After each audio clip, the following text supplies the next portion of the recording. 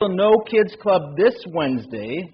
Give a big shout out to Austin McCool, who saved me this morning because I did not have anything in the bulletin for writing, and I did not have slides. So Austin put together some slides for us this morning, so I appreciate him having my back and making those out at the last minute. So thank you, Austin. Yeah. And on a side note, I did not time my message, so I'm not sure how long this is going to be. So, if someone wants to be on standby with the hook or something, you can do that. So we'll see how long this ends up. But when Wayne first told me his idea of this series being Under Pressure, you know what the first thing that came to mind was? That song.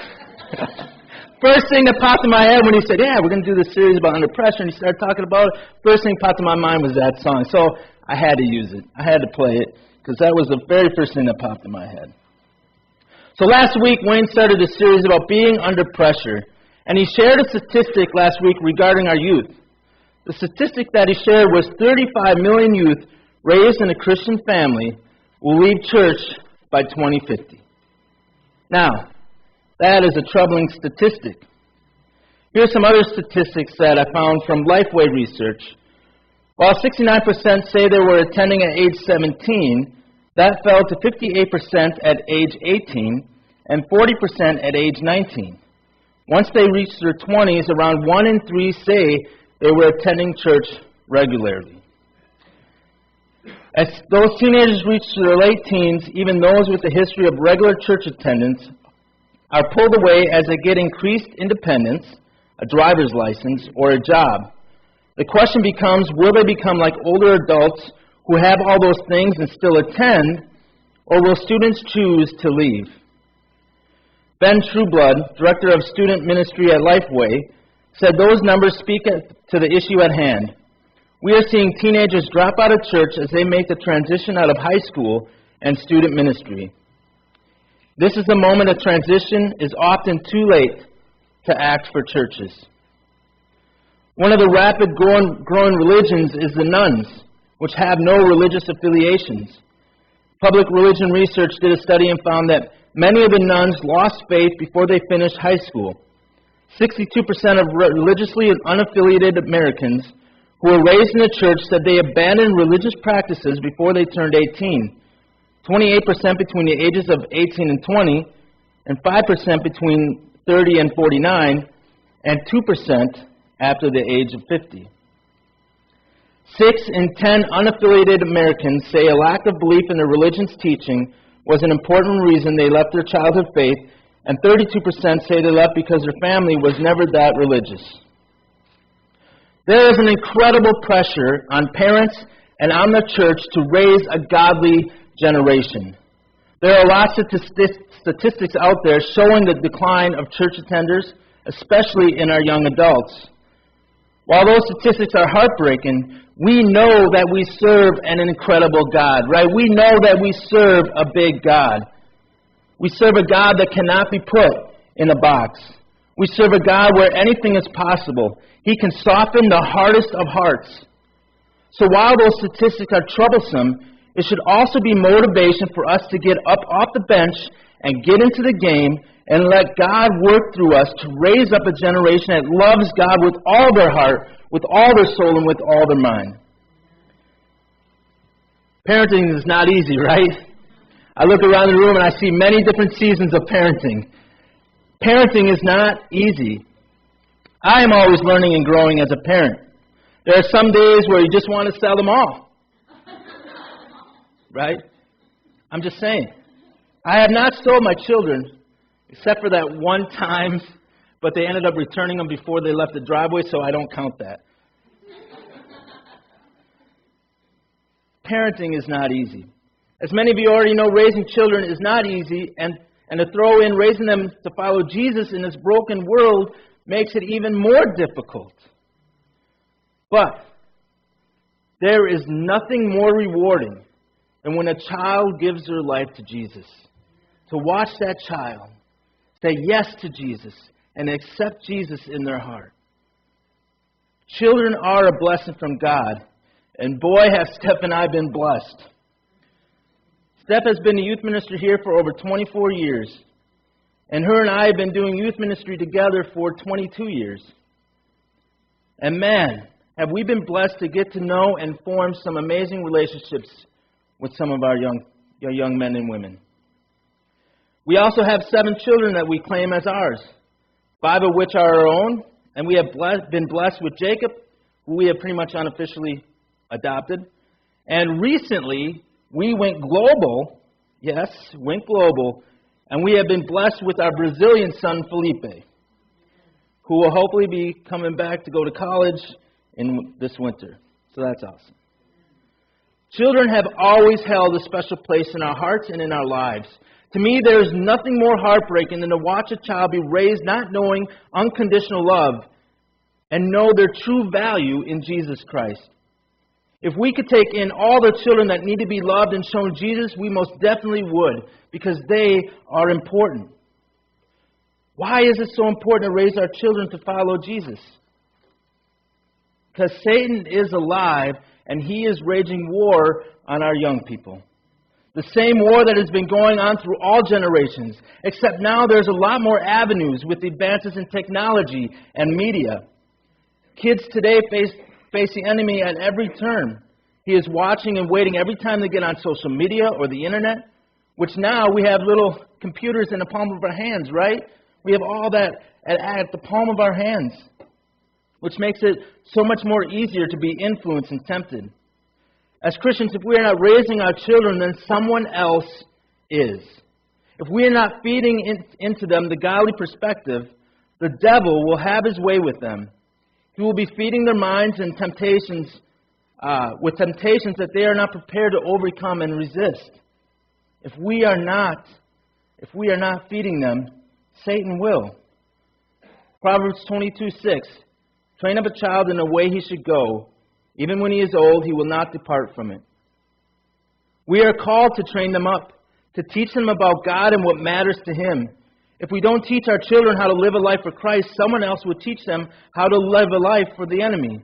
If we don't teach them their identity in Christ, the world will teach them that their identity is on the tangible, insignificant things that will never satisfy. It is our duty to teach our kids the way they should go, to teach them to follow Jesus so that they are not tempted by the shiny things of this world. Our children will become what they see, hear, and learn from their parents, adult influences, and the culture. When it comes to successful parenting, there really are no shortcuts. It requires an intentional and relentless commitment to training them up. God's way is not easy. And it is not without cost. It takes a lot of time, right? Lots and lots of time. Hard work, sacrifice, blood, sweat, and tears. And many dark nights stepping on Legos and cleaning up slime. Just throwing it out there because it's true. There is lots and lots of influences and pressures that our children face. So I'm going to take a look at a few of them. When we take a look at corruption in this world, we see the result of generations upon generations of growing corruption under the curse of sin. Right? The world is corrupt. Ephesians 6:12 says, "For we are not fighting against flesh and blood enemies, but against evil rulers and authorities of the unseen world, against mighty powers in this dark world, and against evil spirits in the heavenly places." 2 Timothy 3:1-8. "But mark this, there will be terrible times in the last days. People will be lovers of themselves, lovers of money, boastful, proud, abusive, disobedient to their parents, ungrateful, unholy, without love, unforgiving, slanderous, without self-control, brutal, not lovers of the good, treacherous, rash, conceited, lovers of pleasure rather than lovers of God, having a form of godliness but denying its power, have nothing to do with such people. They are the kind who worm their way into homes and gain control over the gullible women, who are loaded down with sins and are swayed by all kinds of evil desires, always learning but never able to come to knowledge of the truth. Just as Jannes and Jambres opposed Moses, so also these teachers oppose the truth. They are men of depraved minds who, as far as the faith is concerned, are rejected."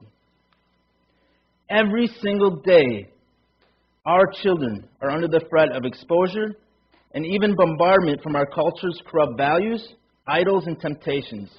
It's on TV, radio, movies, and the news. It's flaunted on the streets, and it's in the palm of our hands. Society is trying to influence them on what is important. This morning I'd like to take a look at the top 10 issues that our teenagers face. First, personalizing and living out their faith, right? The world says to live this way. And they're struggling with what the world says and what God says and how to make that happen, to personalize their faith and to live that out. Second, living in an anti-Christian culture. They need to understand what they believe or why they believe what they believe so that they can stand firm. Otherwise, society will eat them up. 3, sexual purity and pressures, temptations. In Hollywood, the saying goes that sex sells, and unfortunately, it's everywhere. And with all the technology, the access to it is everywhere. The pressures and the temptations to remain pure. Identity and self-image issues, right? They've had the pressures of fitting in. They want to be accepted, so they'll do whatever it takes to be accepted. They have to look a certain way or be a certain way. They want to be accepted. They want to feel worth. 5th thing, divorce and family issues. Unfortunately, there's way too many divorces. And that hurts, and trying to navigate through that, divorce and through family issues, is tough. It's a lot of pressure. 6, negative media influences. That's everywhere. Busyness. That's a big one. The pressure of all the things they have to do with homework and extracurricular and all these things, and trying to prioritize and trying to do all those things. 8, absent of father figures. 9, lack of discipline. And 10, materialism. Those are all some of the pressures that they face as teenagers, as children. Those are some of the pressures. And there's many more. And when I look at that list, it breaks my heart to see these challenges. And it's no wonder why these young people are falling away. Because they are facing some pretty tough challenges and pretty tough pressures. And they need to be taught how to navigate through them. If we as Christians are not training them up how to navigate through those challenges and through those pressures, then the world will. And they will put them on the wrong path. So as parents and as a church, how do we raise them to be godly generation? You know, we could spend a long time talking about parenting. And sometimes I wish they came with a manual. I wish that was part of the birthing process. They came out and then they give birth to the manual. This is how to, but that's not how it works. So let's take a look at a few things. First thing that we need to realize is that we are at a spiritual war ourselves and for our children. We need God's strength every step of the way and every step that we take in parenthood. And to remember that we are not alone. God is with us. He is our rock. He is our strength. He has given us the armor to put on and the weapons to use in our spiritual war that we face every day. And as parents, we are not just battling for ourselves, but we are fighting for our kids' spiritual life. And we need to be training them on how to put the armor on and understand how to use the weapons that God has given us. Secondly, we need to be example for them. Kids are like little sponges, and they are watching, they are listening, and they are soaking up everything in their little brains. I remember when I became a dad for the first time, and it was absolutely amazing, with floods of emotions. And I remember at one point sitting at home and holding Isaiah up in a little pretzel, because babies are, just kidding. Holding him, not folding him, holding him. And I realized that I now have little eyes watching me. Like I now have a little one that is going to be watching me and how I am living, how I am speaking, how I am treating other people. I have little eyes watching me. I went from being really happy to terrified. Like, I have little eyes watching me, and I could really mess up this kid's life. Like, I can really mess this kid's life up. And since we're talking about little eyes, I have to share just a quick story on talking about watching. On Friday night, something happened I never thought would happen. But Isaiah, my shy one, came up to me and asked if he could borrow my pink tutu. Now, I'm going to tell you, that was a proud father moment. He definitely has been watching my life. And not only did he borrow it, he wore it out in public. Like, that's my boy. He was watching me, and I was just so proud.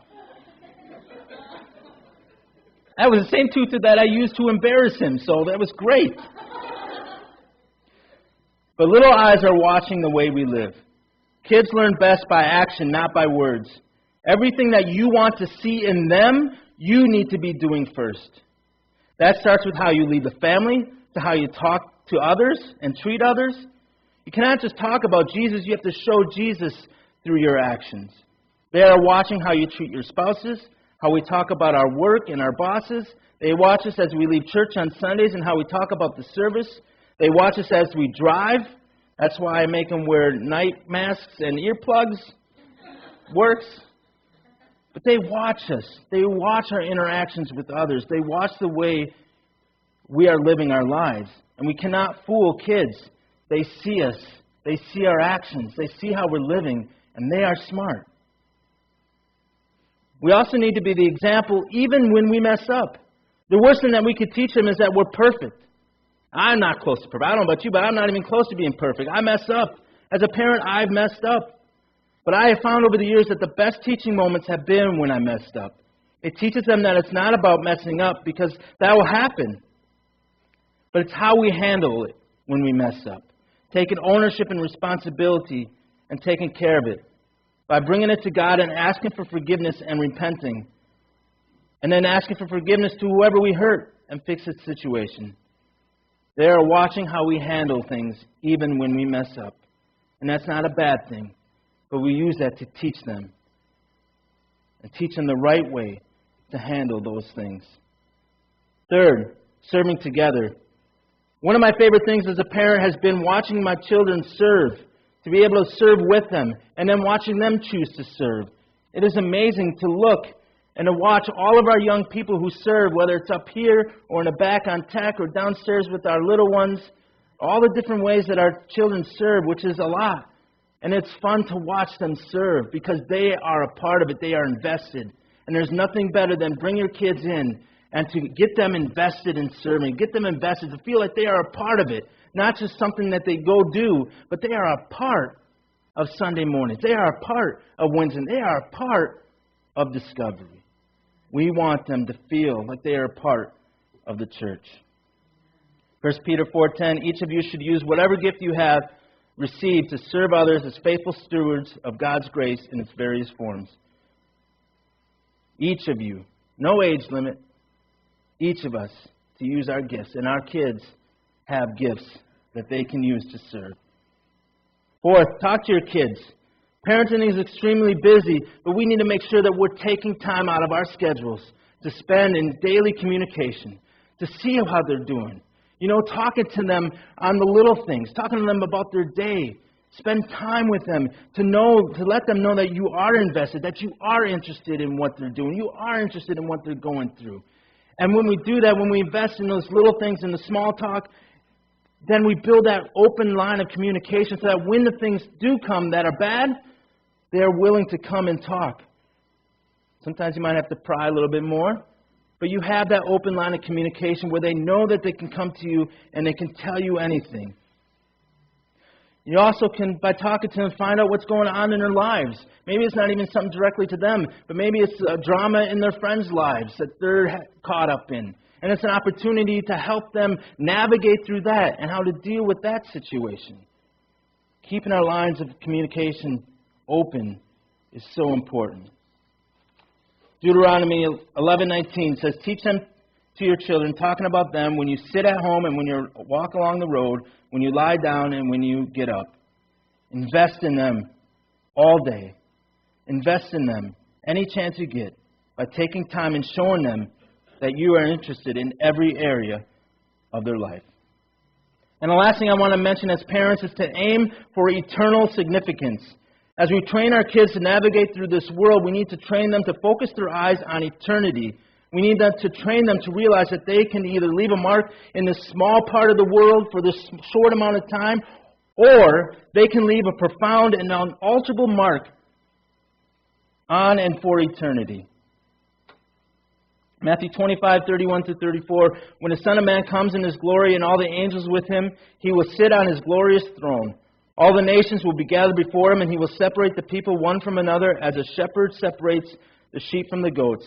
He will put the sheep on His right and the goats on His left. Then the King will say to those on His right, "Come, you who are blessed by my Father, take your inheritance, the kingdom prepared for you since the creation of the world." 1 John 2:15-17. Do not love the world or anything in the world. If anyone loves the world, love for the Father is not in them. For everything in the world, the lust of the flesh, lust of the eyes, and the pride of life comes not from the Father but from the world. The world and its desires pass away, but whoever does the will of God lives forever. We need to teach our children that we live in this world, but we're not from this world. We're only passing through. We are here to be instruments for God to be used in this kingdom. That we need to keep our eyes focused on our Heavenly Father and focused on eternity. Raising a godly generation starts at home, but it does not end there. As a church, it is part of our responsibility to help raise the young children. No matter what season you're in, maybe you don't have kids, you're raising kids, your kids are all raised up, or now you're raising grandkids. Whatever season you're in, you still can help raise this generation. We need to support, encourage, and pray for our parents here, and we need to support, encourage, and pray for our children as well. So what does that look like for the church? What does that look like to help raise the children to love God? The beauty of the church is that it's made of all different people in different stages of life, in different stages of their walk, and with different gifts and talents. We are one body made up of many parts, and God has a role that you can play in our children's lives. Even if you don't like children, you can still play a role. So here's a few of those roles that you can play. First, support our children and our youth ministries. If you have the gift of working with young children or teenagers, don't hold back. There are lots of opportunities to teach in Sunday school or on Wednesday nights, loving our babies in the nursery. There are lots of opportunities that we can help raise up our kids in VBS and Christmas programs. And there's lots of ways that we can be teaching and guiding those kids. And those are just a few of different ways that you can help in the children's ministry. And if you want to talk more about children's ministry and what you can do or what you have to offer, talk with Angela Bray, and she would love to get you plugged in. If you love teenagers, you can talk with Steph and I. There are opportunities to serve in the youth ministry. There are opportunities at Camp Arrowhead in Pine Haven during the summer. We have lots of opportunities to be counselors, to help behind the scenes, to invite kids that you know to go to camp. Camp is a wonderful opportunity to invest our kids, and we are blessed with 2 great camps. So there's lots of opportunities to serve at those camps and invest in those young kids' lives. You may be like, nope, I don't like small children and teenagers. They scare me. That's okay. Sometimes teenagers scare me. But it's okay because you can still support those ministries. Another way to support our youth and children is by financially giving. When we give our tithe and our offering, the money is collected each week, and that goes to the church budget, and it gets used in those ministries. And in order for us to do those things, in order for us to have curriculum and to do activities, we need to be able to have the money to be able to spend to do those things. And so it's important to know that we can help financially with our giving. The donations that you are bringing each week for Operation Christmas Child, those donations that you bring, that's a way that you can help. Not only help our kids by packing those boxes and things like that, but you're helping kids around the world, investing in kids in another country.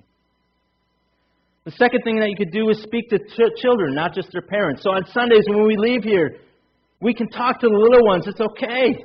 You can talk to them. Sometimes you'll get some interesting responses. But talk to them. Ask them about school, sports, or their hobbies. All of those things that we consider small talk are ways that we can enter into their world and express love and concern. Through small talk, relationships develop. Time is valuable, and when we take time out of our day, out of our schedule to spend with a child, it means a lot to them because it shows them that they are important enough to give up our time to find out how they're doing. Third thing that we can do is love on them. Loving on them does not require money, and anyone can do it. Any chance that we get to shower them with love or shower them with encouragement is important. Fourth, pray for them. Pray for our children regularly. As you spend time talking and loving on them, you will hear and see things that they need prayer for. So you could take time to pray for those specific things. If you don't know what to pray for, you can also pray for the school pressures they face, for their family, for spiritual growth, etc. Pray for the spiritual battle that they face. Pray for God to work in the hearts of our children. You may not know the exact things that they're going through, but God does. So be praying for our children, be praying for our families. Lastly, talk with parents and find out things that you can do. Maybe it's taking them out to lunch or talking with them. Maybe it's going out and shooting hoops or throwing the football around. Maybe it's taking them with you on a service project. You might be on a ministry team, so maybe you invite them to be a part of that and to mentor them. But take some time in investing in our youth. Well, I'm almost done. I'll wrap it up here. I'm a big believer in relationships. I know that God puts people in our lives for a reason. And when I look back at my youth, I see the people that He put in my life and how each of those relationships shaped my adult life and my spiritual life. I can honestly say that I would not be standing up here without those people that invested in me when I was a wee lad, that showed me Jesus, that loved on me and showed me unconditional love, that taught me what being a godly man looks like. When I look back, I see those people. And those relationships are important, and they still help shape me today. I was blessed to have a strong church family that loved on me. Wayne shared the statistic last week from Fuller Youth Institute that said the youth that stayed active in the church had 5 adult friends who invested in them. And I am living proof of that statistic. I had people invested in me. I came from a broken home. My parents divorced when I was about 3. My mom left, and I didn't hear from her until I was about 10 or 11 years old. My dad, being a single parent, worked a lot. I spent a lot of time with my Aunt Rosemary. She brought me to church whenever I stayed with her, which was a lot. But I was pretty young. I don't remember too much. But when my dad met my stepmom, she started bringing us to Park Church of God. And I spent a lot of time here. And then when I was about 12, we started going to Park Christian Church. So when these 2 churches came together, it was a huge win for me because it brought my 2 church families, the 2 families that helped shape me as a child and as a teenager, brought them together, and that was an amazing time for me. To see those 2 and to have those families reunited as one was absolutely amazing for me. But God put some incredible people in my life to love on me and to show me Jesus. I had some amazing Sunday school teachers like Anna Fern Snyder, Mary Hale, Linda Wico, Tim Thrush, Randy Lewis, Steve Finari, and many others. They took their time to prep lessons and teach me about Jesus. And they had no idea the impact that they were having in my life. They took the time to teach me about Jesus. They loved on me inside and outside of that classroom. They invested in me and my personal relationship with Jesus. I had great mentors in both Glenn Hostler and Wayne Allen. They both invested time in me by taking me to camp or out to eat. There were many times as a teenager where Wayne would call me up and see if I was free to shoot hoops or throw a football around. We'd spend time mostly talking about sports or other small talk. But that time we spent together was impactful. He showed me that he cared, and we built a strong relationship. And he has mentored me in so many ways. I look at the strong Christ-centered families that God has put in my life, like the Hales, Thrushes, Wicos, Hostlers, Hartbrecks, Pearsons, Clements, Bristols, Lewises, and the Jaggers, and so many more. I watched them as a child and as a teenager live out what a Christ-centered marriage and parenting looked like. I watched them as they served unselfishly and with their whole heart. They poured into me with their time, with their love, and support. They were not afraid to talk to me as a child or as a teenager. They were not afraid to ask me how I was. They took time out of their busy schedules to invest in me and prayed for me. There is no doubt that they prayed for me and still are praying for me. I have been blessed with such a wonderful church family that has helped me in my spiritual growth. They have helped me navigate through this crazy thing called life. They have taught me what unconditional love is, and they have taught me that actions speak louder than words, and they have taught me the importance of investing in our young children. They invested in me, and now I can invest in our young children. Don't ever think that you can't make a difference in our youth, because that is Satan talking. You can make a difference, and you can help raise the Jesus-following generation, one child, one grandchild, one neighbor kid, one child at a time. We need to invest in them and show Jesus to them so that they can invest and show Jesus to others. So this morning, I would like to call up all of our little ones, all of our kids, all of our youth. If you're sitting here and you're a youth, come on up. So all kids, all teenagers, come up to the front. You can just make your way right up here. Come on to the front. I promise it won't be crazy. No pranking.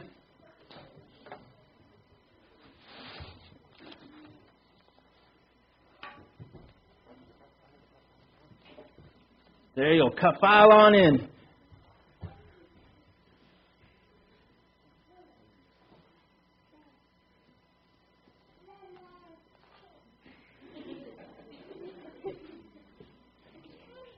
These right here are some of many of our young people here at Discovery. I want you to take a look at these young people right here, because they are not the future of this church. They are the church right now. They are the church. They are the church. They are a part of this church, and they can make a difference in God's kingdom right now at their age, because we serve a big God, a God that will use anyone that is willing to let Him in and use them to do His work. They are a blessing. These kids right here are just some of the blessings of the many kids that we have here at Discovery. And as parents and members of this church, we have a responsibility to love on them, to plant deep roots of Jesus, and to train them up to be godly young men and women. So we need to take the time to invest in them. To take the time to sign up to help downstairs on Sundays, to help with our children's and our youth ministry on Wednesday nights, to give, and to whatever means that we can help them and invest in them, we need to do. It is our responsibility to empower the next generation with the tools to battle the enemy and to show the lost the love and the hope of Jesus. By raising up a godly generation, we can ensure our future generations have a chance to know the love and the grace of God. So I want to end today's service. I just want to pray for our youth. I want to pray for our families. I want to pray for us as a church that we will take the time and we will invest in them. That we will bring them alongside of us on our journey as we are serving, as we are reaching out to others. We will bring them right alongside of us and to teach them and to train them up to be lights and to let that light shine for Jesus. Because they are not the future. They are the church right now. Let us pray. Dear Heavenly Father, I just want to lift up our youth to you. Father, I want to lift up the young men and women here at Discovery Church.